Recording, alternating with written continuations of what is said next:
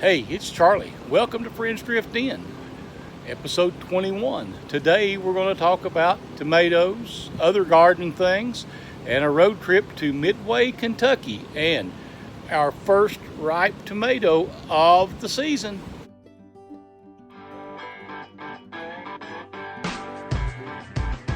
For old-fashioned recipes and your gardening needs, while sipping on Kentucky bourbon.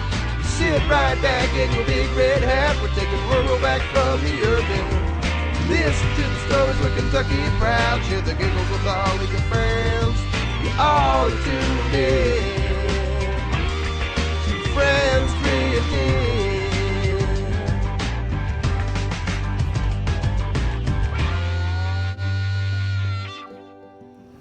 Good morning. I'm Joyce. I'm Charlie. It's Friends Drift In, episode 21. We're here at the Big Red Barn today. When we talk about critters on the homestead, I reckon there should be a lot more than what we're doing this year, but we're kind of laying back. So the only critters we have is crazy kitties. Yeah, we got a bunch of kittens. A bunch of We'll kittens. put this one down. You got her? You got it? Like, yeah, it's getting a little restless. Say goodbye. Bye! But we got a lot of cats, but that's the thing we like with the high tunnel up here and the Big Red Barn. We don't have snakes or mice. Snakes or mice, and it don't seem like it deters the birds that much, because surely they swoop in on Sophie the Wonder Dog and get her food all the time. And there's a very, very bold blue jay that comes right up on the porch. There might be 10 or 12 cats laying around it. It goes right in amongst them, grabs a piece of food, and goes. So Yeah. that's our entertainment. That's better than TV.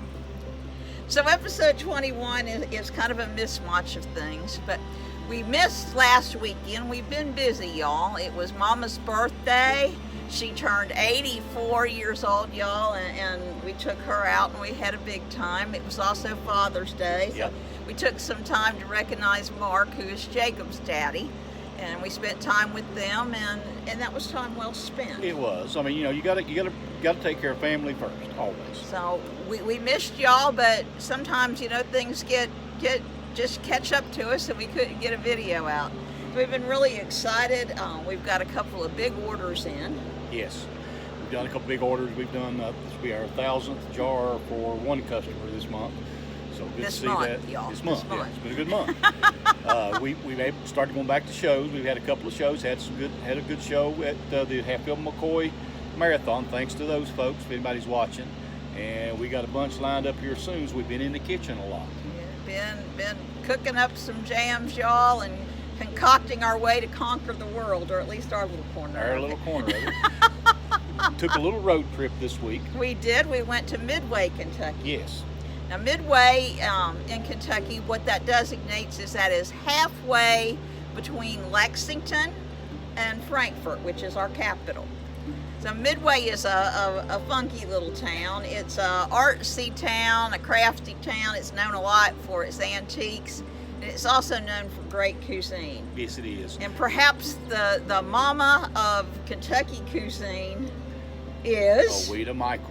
If you have never heard of Owita, I've known Owita for 10 or 12 years. I first met her when she was a chef in residence at Woodford Reserve Distillery.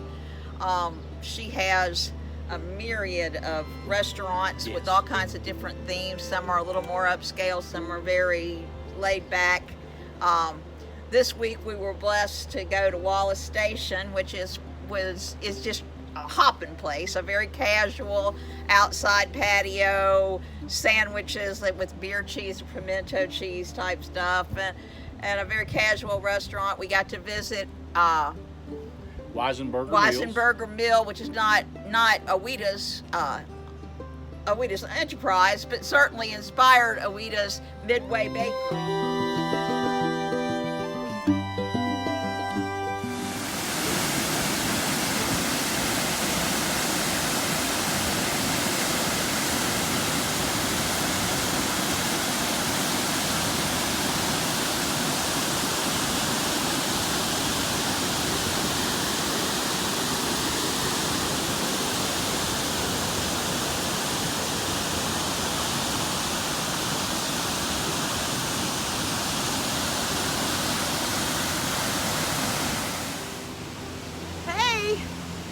once in a while, Friends Drift In has to get out of Appalachia. That's just the way it is. But Kentucky is always in our heart, and we bleed blue. We're getting ready to expand our brick and mortar store into some of the goods that we'll be carrying, and one of the dry goods that we're really excited to be adding to the mix will be Weisenberger Mills. So we're on location at Weisenberger Mills today. You can hear the traffic and the water in the background. That's one of those things. And big truck getting ready to go right by us right now. You can hear that one. But we're sitting in front of an old water wheel. If we'll both lean to the side here. A grindstone. I'm sorry. Grindstone. And it's kind of cool because if you look real close, you can tell. I'll do a drop in here, but we've got a horseshoe embedded in the middle of it, and of course, horses and bourbon and corn is all about what Kentucky is.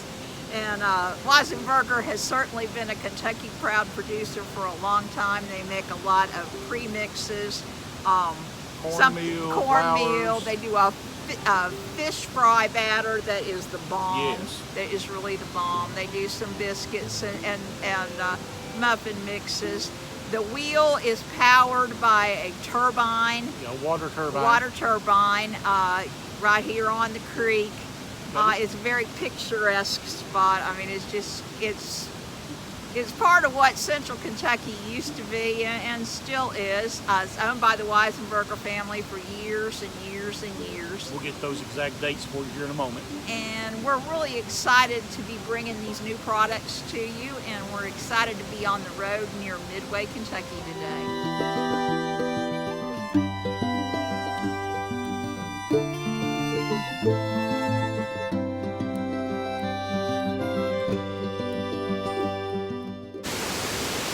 In front of the creek, which is what powers the turbine here at Weisenberger Mills. Weisenberger Mills has been here as a mill. This particular mill has been here since 1818. 6 generations of Weisenberger family has run it. Mac, of course, is the head honcho. Quite a character, as is some of his other family members. We've had a big time here. Yes, we have. And we'll be bringing you more. I just want you to... Wanted to see what the water was. That's the dam and the water flowing over it. And it feeds a water turbine that powers the mill.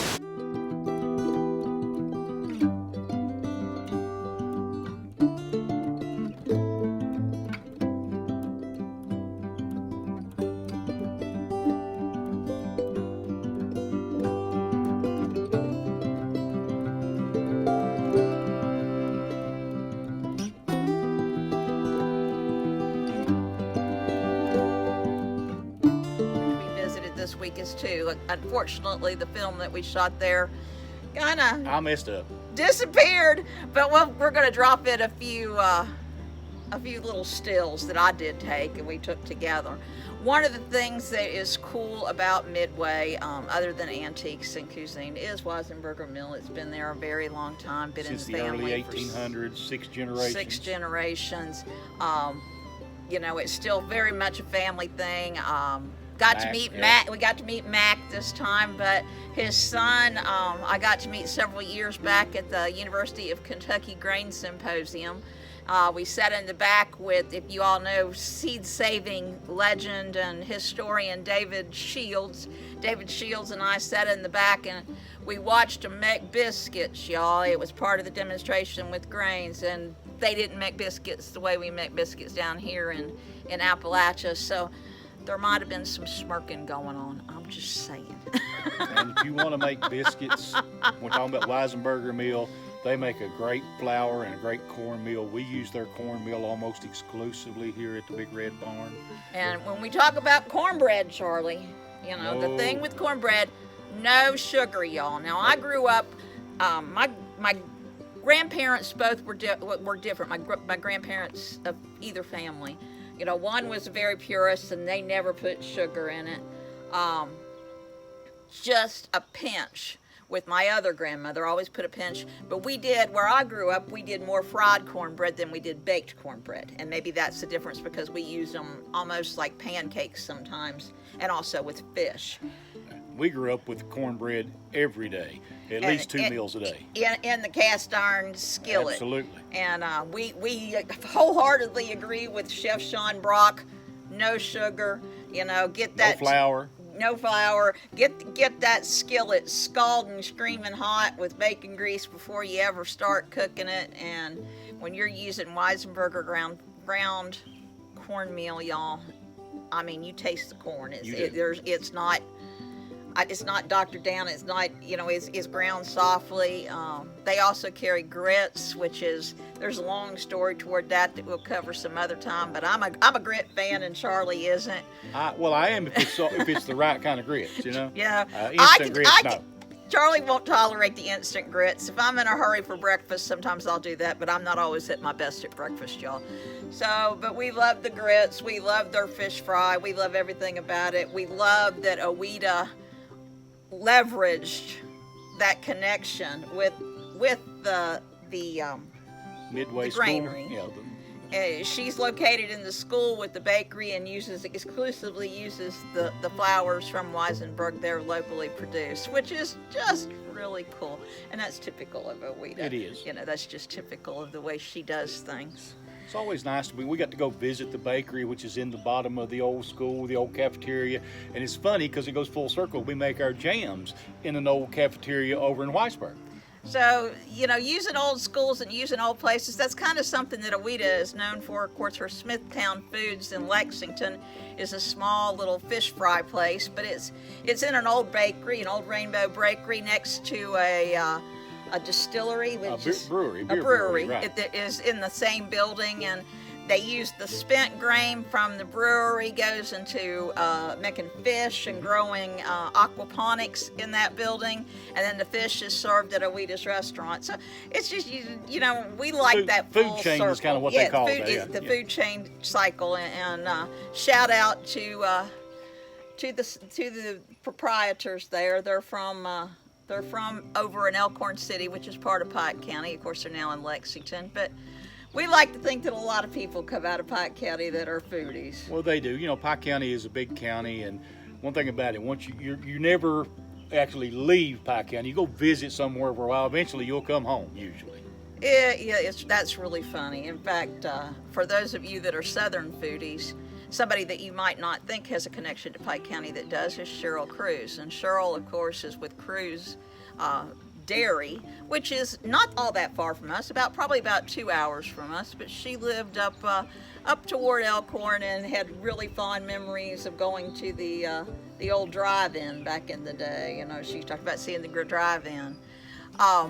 We've been really blessed this week that our high tunnel is doing well. Yes, got our first tomato. Sorry we didn't take pictures of it. It was too good to eat. We've got a couple hanging on the vine, so more than a couple. Yeah.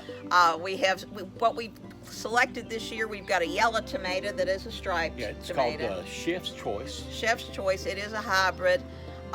We're raising that mostly for eating and for selling to some of our locations here in Pikeville. We're not going far with it. And then we also have some Roma tomatoes that we use for our tomato bourbon jam. We've got some Romas. We've also got a few Cherokee Purples, one of my favorites. The Cherokee Purples is definitely a favorite with all of us. We can keep Jacob out of them. Yeah. We've got a Sweet 100, I think, in the cherry tomatoes. Which yields just really heavy.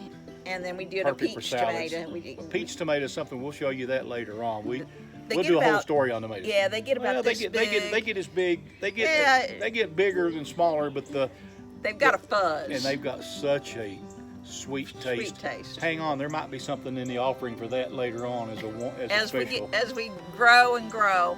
So one of the reasons we went to Midway, yes, is because that we're expanding our businesses, and we in our brick and mortar location in downtown Pikeville, we will be rolling out some Weisenberger products.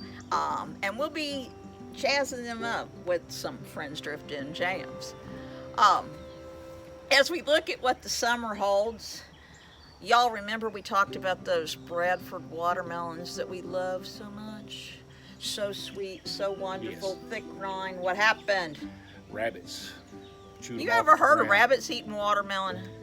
They eat the vines. Vine. I mean, it's the vine. It's not the watermelon yet, but we put out some more. I got seeds getting ready to put the rest of them out probably today. Hopefully they'll do. Y'all, it's been 3 weeks that we've been talking about planting beans. We still haven't got the beans the ground out. ready, and it rained the day. Had going to plant the beans. Got behind a car wreck. Couldn't get to the field, and the next day it rained. The way it goes. God puts you where you're supposed to be. Well, that's true. Charlie was able to make that 911 call, and it was a serious accident, and Yes. we're grateful that we could in some way help the situation along, such that it was. We've been following a lot of y'all on YouTube and seeing what you're up to. Big shout outs to those of you who've been brave enough to go from doing some homestead out on the field to doing some cooking videos. We keep saying we're going to get to those cooking videos, and we just haven't done it yet. It's been busy. We've been crazy. We've got some big orders placed. We have some pre-orders placed for the fall for our apple butter. So we're really scurrying to plan our time and be able to plan our work so that we can do some shows and have a little bit of cash revenue. Cash always helps. Cash always helps. And we've been scrambling, y'all, like many of you that are even home producers. Finding jars and lids has been a booger. I spend an hour a day looking for jars. We tried to order. We usually order about. We are 50 or 100 dozen. So I went for 100 dozen. Nope, said 25. So all right. So I went back and said I'll order 50. Nope, 25. Finally said, I'll order 25 and order 25 more. I ordered 25 and it says out of stock after I got my 25. So they're already full and ready for more. As an entrepreneur, that is really frustrating, y'all, because my background is, food writing. I do a little bit of food photography. I'm not the greatest, but I've got a little bit of a skill with that. And to photograph our product, if you're photographing a raw jam, that's awesome, but, you want to put your product placement in there, and, we've got these thin, sexy jars with the lug nuts the lug lids that I really, really love, and they're so beautiful, and they let the jam shine through on both ends, and they're easy to handle. And then we've got these little fat, squatty ones that are kind of like me. Okay. Well, those were our original jars that we used, and we were trying to move into the nicer jars. Well, we may have to go back to those. We may have to go back to short and squatty. We don't know, because it's just what we can get during all this as it shakes out, and we get back to whatever the new normal is going to be. And we pray that it was much like what it was before. We do. What else is going on, Charlie? Well, like I said, a lot of travel. We'll be in Pikeville on the 4th of July weekend. 4th of July weekend, close to home. We're going to do a show at Pikeville for 4th of July. Then the weekend after that, we go to Beattyville to do a show down there. Beattyville for with Saturday. It's a bourbon and moonshine festival. So, and of course, we have strawberry moonshine, and we feature bourbon in our four more. Peach cobbler, blackberry bourbon, bourbon tomato, and we have one more. We did? Thought we did. Maybe not. Maybe not. Sometimes when we will have one more. We had the other part. We will have one more. We keep adding, but we had plans to have more. A broader line, and right now with the conditions the way we are, we're kind of narrowing our focus to our best sellers and hoping on that, not having to carry a lot of extra stock. We have a few oddballs that we're not going to get rid of, but we're not going to go crazy producing right now because we just don't have the jars. It's funny. We have down in the high tunnel. We have fought to keep the wisteria out, which I love wisteria. Charlie, not so much because it is so invasive. But as we fought for that, and we've been so busy trying to keep the tomatoes trimmed, that we haven't done a very good job of keeping the edges clean. And right now we've got wild blackberries growing in the high tunnel. So, we'll take that. Yeah, we'll take that. It won't go. It won't be going in our commercial jams, but it'll go on breakfast or maybe mix some syrups. What's going on with you all? Are you getting out and how is the weather? The weather has been a little bit rainy here, and it's cold. It's been up and down. We've had 80-degree days. We've had 45, 50-degree nights, and like I say, rain. It's either 3 or 4 days of hot, 3 or 4 days of cold, or 3 or 4 days of rain. It's just kind of it's different this year. Yep. I mean, we had days when I couldn't even get into the kitchen here at the Big Red Barn just to do the regular things that I like to do. And, I walked in there and it was just like it The hit me. humidity is so bad. And the yeah. humidity, I thought, what in the world? Am I not feeling good? Is something wrong with me? And I went and looked on the computer and the humidity was 99%, y'all. It's no wonder I was...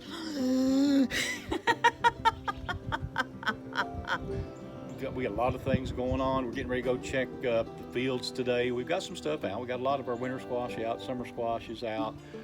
Again, we got tomatoes, peppers, got lots of our bell peppers looking really good in the hot tub. Matter of fact, I saw a couple of peppers on the vine this morning. We've got bell peppers, and our Romas are about so big, a little bit bigger than the end of my thumb. They're just starting to come on, but that's what we use in our tomato jam. We use those in tomato jam, right? We got a lot of things. It's about harvest is about to start. Hopefully, we'll have some summer squash and zucchini here in the next few weeks. We'll be showing some harvesting as things go. We're showing some tomato. We may get a picture of a tomato put on this show for you. Oh, I this imagine. Week. You can walk down there and get one. That's true. We could do that, and I know we promised y'all that we would be doing some summer cocktails, and we're going to do that. Father's Day, Father's Day, we kind of took it off, and then we got hit.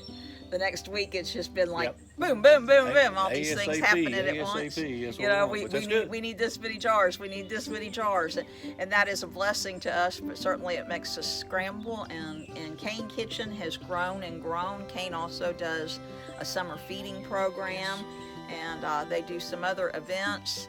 And it's getting a little, we're having to get in there and throw an elbow once in a while to get some kitchen time.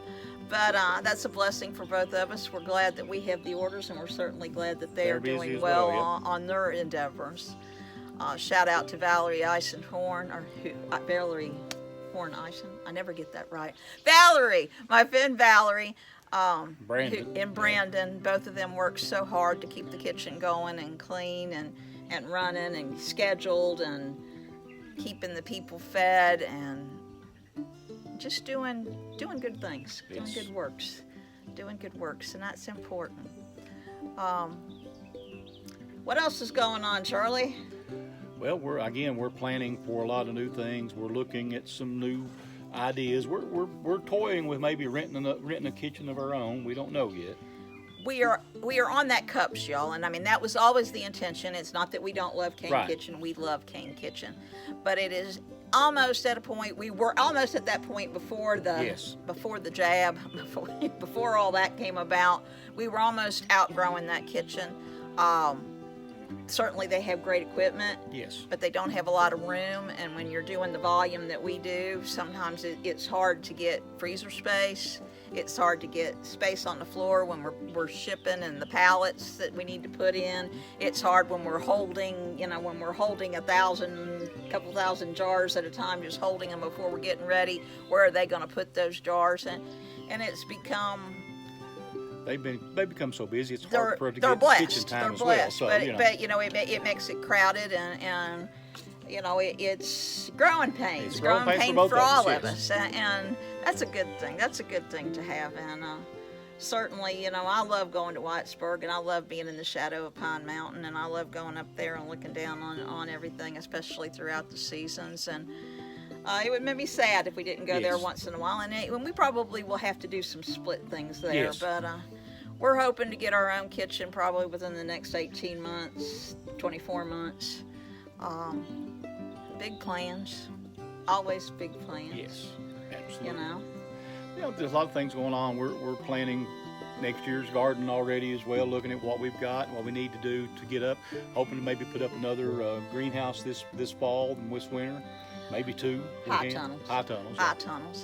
High tunnels, and we have a little high tunnel up here at the barn that got some wind damage that we've never fixed back up. We're work on repairing and it I'd this like winter. to get that one repaired. We use that one more to hold plants, not to really grow in, but to hold the plants for different seasons.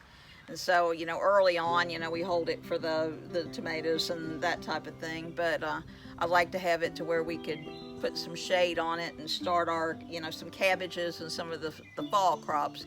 Not something that we will do commercially as much, but just growing for us, because we are big We eat green a lot of eaters. cabbage, yeah. We love cabbage, we love kale, we love collards, mustard.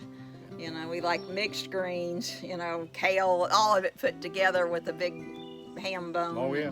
You know, all that's good. So we're always thinking ahead and feel like we've been running really hard, but We do. I mean, we do a lot of running. Like I say, we'll probably bring some more travel type videos as we come along. When we go to Beattyville, we may stop in at the state park down there and get a couple shots while we're down there, because it's a one-day shot. So depending on what time we get there and what time we leave. But we love Kentucky, and we do. love the history of it, and we love visiting the people in the different regions. Of course, Appalachia is home. Yes. But both of us, we met in Central Kentucky. So Central Kentucky is in our heart, It is. you know, the University of Kentucky. And while I'm proud to be an alumni of the University of Kentucky, I'm also very proud to be associated with Kentucky State University. Yes. Kentucky State University, both are land-grant colleges, but the Kentucky State University is aimed more at small farmers like us. Yes. And we have benefited so much from people like Joni Nelson, the folks that work with the Paw Paw Project. They're always doing small scale teaching and coaching and nurturing, and we are really blessed You know, and that they have helped us so much. we do a lot through UK's extension We too. do. So we're not appreciate all knocking them, UK right. at all, but KSU certainly is aimed more at the small farmer. University of Kentucky looks at more like the row croppers and the commodity producers in many cases. But they have had a change over the years, and there is some growing pains going on there at the university as well. I don't even know it anymore. It's so big. Oh, it's huge, yeah. It's been a glorious day here in Appalachia. The sun's shining, it's clear. A few helicopters going by. I saw a few airplanes 2 or 3 days ago laying down an awful lot of chemtrails. I wasn't real happy about that, but you know, maybe that's just my conspiracies coming out. But it's been beautiful. The bugs have not been bad. We've got a little bit of white flies down in the garden, but the bugs have not been bad. We're not in an area where we were getting the locust. You know, we find one every once in a while, but certainly not what Central Kentucky and Northern Kentucky was getting. I don't know what else to say today. I think we've covered a lot of it today. You know, this is Joyce. This is Charlie. We're Friends Drift In. Catch us every Sunday, 9 a.m. And don't forget, Buy jam. buy jam at friendsdriftin.com. Subscribe Like and down share. below and hit that bell button too, so you know when we're coming on. Hopefully we'll get back to doing 2 or 3 videos a week, but you know, we gotta do what we gotta do. Got the farm done too. So we thank y'all for stopping in. Bye-bye.